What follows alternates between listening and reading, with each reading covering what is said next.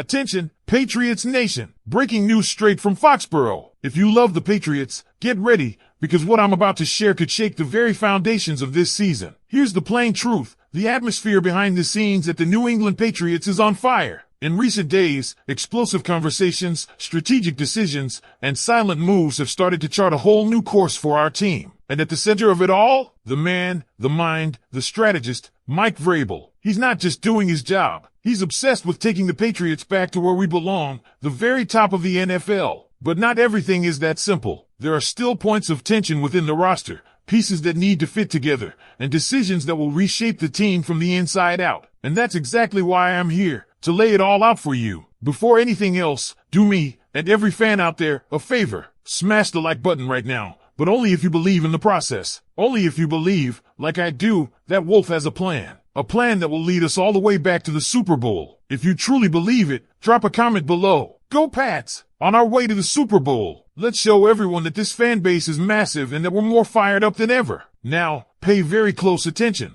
because what I'm about to reveal is some serious insider information, the kind of stuff very few people have access to, and it might change everything you thought you knew about this upcoming season. Are you ready? Then come with me, because the journey starts now. Have you been feeling that low simmering curiosity about just how dramatically this Patriots roster might be about to change? Because the closer we get to the 2025 season, the clearer it becomes. This is not going to be the same old New England Patriots you got used to groaning about or cautiously hoping for over these past few years. Let me just lay it out straight. This is, by all accounts, the most stacked, the most revitalized, the most unapologetically ambitious Patriots squad since 2019. And if you don't believe me yet, stick around, because by the end of this, you're probably going to feel a little pulse of optimism in your chest, the same one that has me thinking maybe, just maybe, the dark days are finally behind us. Let's start with the big question that's been swirling among the fans and even inside the walls of Foxborough. Who is going to stick around once the dust of preseason clears? If you look at Jalen Polk and Javon Baker, the writing is practically on the wall. Baker, by many accounts, has been immature and hasn't shown the sort of progress that gets a receiver even a last-chance roster spot. He has a reputation,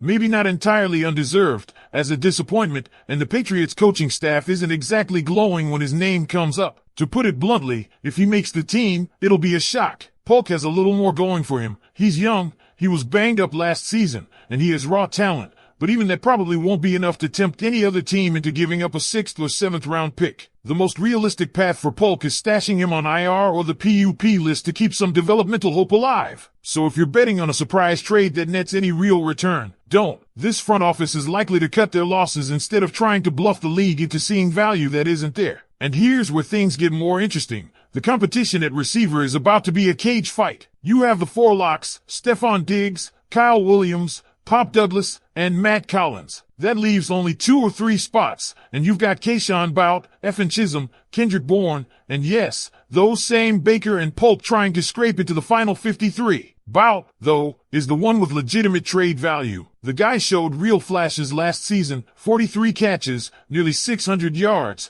and the speed to be a downfield threat when Jerod Mayo was finally allowed to open up the offense. That combination of upside and proven production is precisely the reason you could see Mike Vrabel and the personnel staff weighing whether to cash in Bout now to bring in another veteran receiver or let him slot in as a high upside 4th option behind Diggs, Williams, and Douglas. Imagine the leverage the Patriots will have if Bout lights up training camp. Teams desperate for explosive speed will come calling. Speaking of Jerod Mayo, if you've been reading the chatter on Pro Football Focus, you've probably seen the viral graphic they posted, pegging Maye's ceiling at Trevor Lawrence and his floor at Daniel Jones. To say that's ruffled feathers would be the understatement of the offseason. I want you to think about this for a second. A rookie quarterback who in 13 games threw more touchdowns, completed a higher percentage of passes, and generated more total offense than Trevor Lawrence did in his rookie season, but he's already supposedly maxed out? That's nonsense. Maye is a more mobile quarterback, with projected rushing upside of nearly 600 yards. He's got a much stronger supporting cast than he did as a rookie,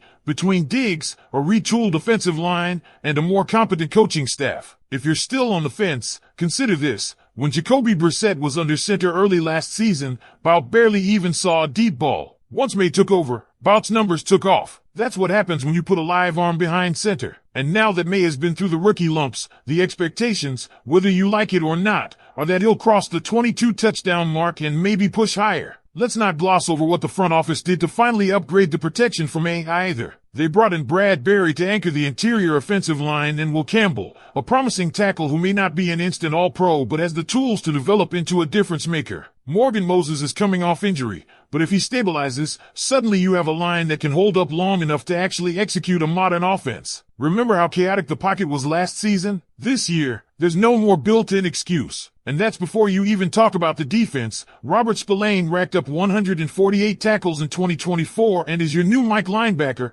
Carlton Davis is here, assuming he stays healthy. And Christian Gonzalez is heading into what should be his breakout campaign as a potential top 5 corner. One of the most compelling stories to watch is the running back spot. If you saw that photo circulating on Twitter of Rhamondre Stevenson looking leaner than ever, you probably wondered if he's about to get phased out. Don't get fooled by the slimmer physique. This team still wants a physical, downhill runner to set the tone. But Trayvon Henderson, the rookie speed demon, is lurking right behind him, and if Stevenson's yards per carry dip below 4 again, or if the fumbling issues persist, Henderson will seize the starting job by mid-season. Bookmark that prediction. By week 7, you could see Henderson taking the bulk of the carries. And if you're one of those fans who wonders whether this squad will ever return to championship contention, here's the truth. There probably won't be another Brady-like dynasty. That era of the NFL is dead. Even the Chiefs, who looked unbeatable, got knocked out. But make no mistake, the infrastructure is here. Robert Kraft, and eventually Jonathan Kraft, have rebuilt the foundation. If this young core grows the way they expect, if Drake Maye blossoms into the real franchise quarterback, there's absolutely a path to a Super Bowl over the next 5 years. It's not a fantasy. It's the reality of how fast things can change in this league. So tell me this, Patriots Nation, are you ready to buy in? Do you see the makings of a contender, or are you still holding onto your skepticism after so many false starts? Drop your thoughts below. Do you want to keep out and see if he becomes a star, or would you rather flip him for draft capital? And how many touchdowns do you see Drake Maye throwing this year? Let me know if you're taking the over or the under on 19.5,